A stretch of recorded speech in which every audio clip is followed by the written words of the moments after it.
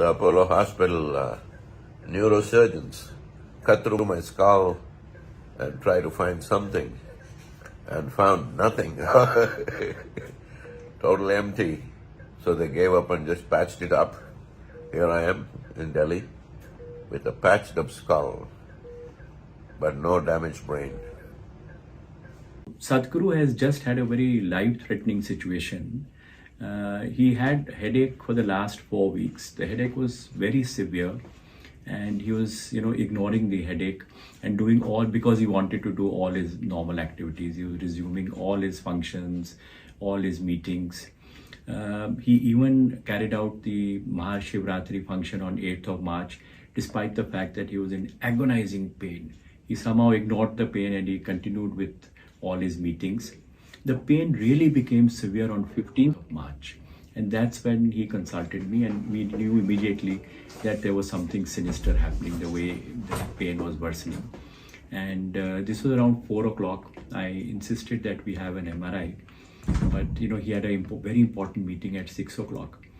He's so focused on his meetings. He told me, "Doctor, I've never, in 40 years of my life, I've never missed a meeting. And I can't miss this 6 o'clock meeting." Somehow we could actually persuade him, and we got an MRI done. And the MRI actually showed, that he had massive bleeding in the brain. It was outside the brain and below the bone. There was massive 2-time bleeding, some which had happened about 3 weeks back, one that had happened maybe 2 to 3 days back. But, we insisted that he gets admitted immediately, but because of his commitments, he just went ahead with his meeting at 6 o'clock without anybody getting to know that he was that unwell. Next day, he had a very important India Today conclave, which with lot of painkillers and sedation, he still attended that, and he, it was such a marvelous interview he gave.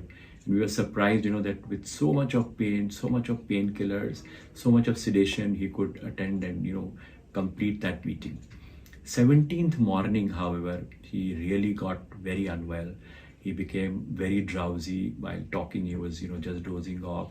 He had weakness of the left leg, and we had to rush him to hospital. And even at that time, he would never complain of pain. He would just say, "Doctor, I'm a little unwell." But that morning was the first time he said, "Doc, I think the time has come to do what you want to do." And that's the first time he agreed, that we could go ahead with the surgery. So 17th, we admitted him. When we got the CT scan, there was life-threatening swelling in the brain. The brain was shifted to one side, and he had become very dull, very confused, and the left leg had started to get weak. And we had to undergo an emergency surgery on him on 17th itself.